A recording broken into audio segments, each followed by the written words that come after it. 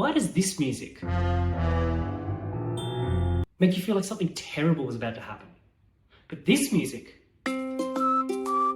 makes you feel like everything is totally fine. Nothing changed in the video. Only the music did, and yet your brain reacted totally different. Why is that? Today's investigation is about how music can create meaning, particularly through emotions, and how music makes us feel different things in different ways. What kind of music would you match to each of these images? Would it be fast? Would it be slow? Would it be high? Would it be low? Would it be quick? Would it be slow? And how does the sound of a violin make us sad? However, a kazoo doesn't have the same effect.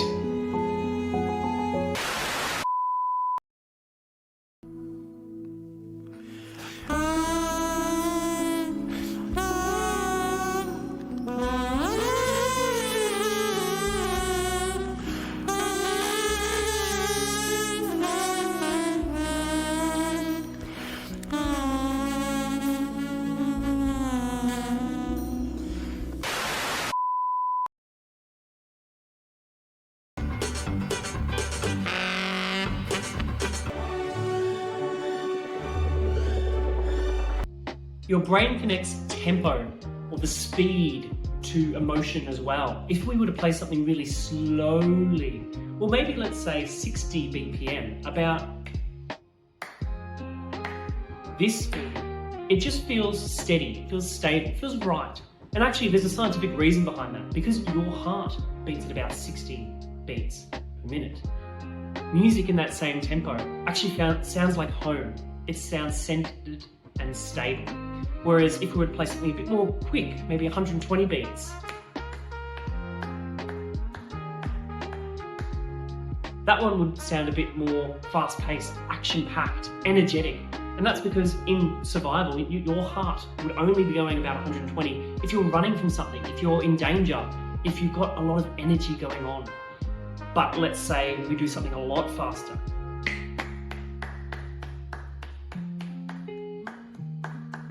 This one has a lot more energy. At this point, you are sprinting, you are running as fast as you possibly can. So music in that same speed, that same tempo, has that much energy as well.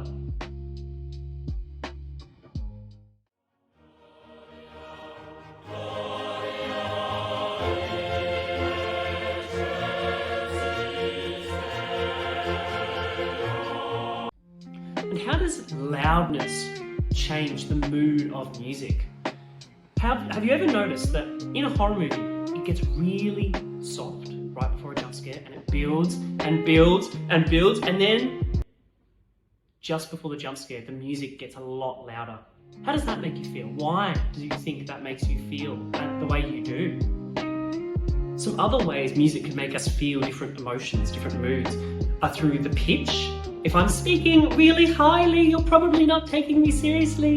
Or if I'm speaking really lowly, it might create a different kind of mood. Or maybe it's a character. A giant might be speaking really low, and a fairy or a pixie might be speaking really high. And these can have different changes on how we think and feel as well. There's also something called timbre. Now, we spell this timbre, but we actually pronounce it timbre. And the timbre is actually talking about how you can tell the difference between each instrument. Because you can tell the difference between a guitar and a flute, or a piano and a kazoo. You can tell the difference, can't you? Just from hearing it. Even if they were playing the same note, the same pitch, the same high and low, you can tell the difference still. And that's called timbre. That's actually the sound quality of each instrument. Now, these are interesting as well because they can show us the mood they can convey a mood just through timbre. So you might, if you've got a scene with pixies or fairies, you might play a flute, or maybe the chimes, something really light and sweet. Or if you have a giant or a big army, you might play a low bass instrument. It's something with a really crunchy timbre, like a euphonium or a tuba or a trombone. And then meanwhile, you might have a rebellious character maybe played by the electric guitar. That sounds really rebellious. And that's to do with the timbre of the instrument. Now I'm going to play 5 clips of music, and I want you to tell me, how do these make you feel? Do they make you feel happy, sad, angry? And why do you think that they make you feel that way? Is it the speed, tempo? Is it steady at 60 BPM? Or is it fast, like you're running a marathon? Or maybe it's the pitch, the high or low? Or maybe it's the timbre. What instruments have I chosen for these 5 clips that make you feel a certain way? Could be the dynamics as well, how loud they seem. Have a guess.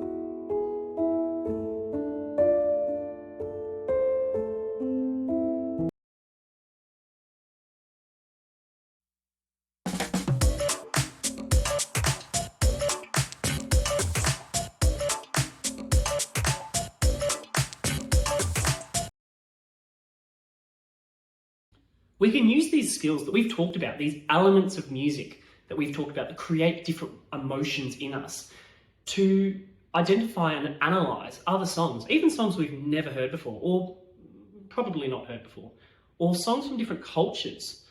If we have a look at an example like this.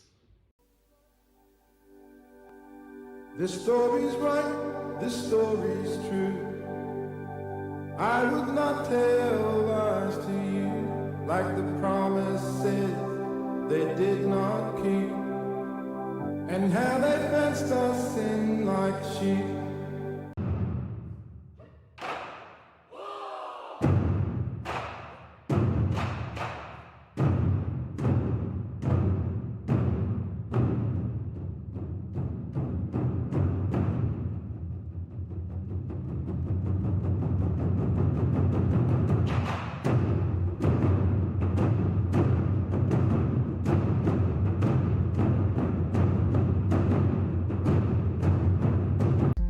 You can probably tell what mood the music wants you to feel. And it's because of these elements of music that we can tell that. It's because of the dynamics, the loud versus quiet, the pitch, high versus low, the timbre, what instruments have they chosen? Looking back on our lesson today, were there any things that you didn't know of before, you were maybe surprised by? Were you surprised at the amount of effect that each element of music can have on you? And simple things can change your mood. Which musical element do you think affects you the most? Is it the dynamics? Is it the tempo? Is it the pitch? Is it the timbre? What do you think has the most effect on you? And lastly, do you think that different music can have different effects on different people? Can a guitar sound sad to one person but happy to the other? Or somewhere in the middle? Do you think that different music can have different effects?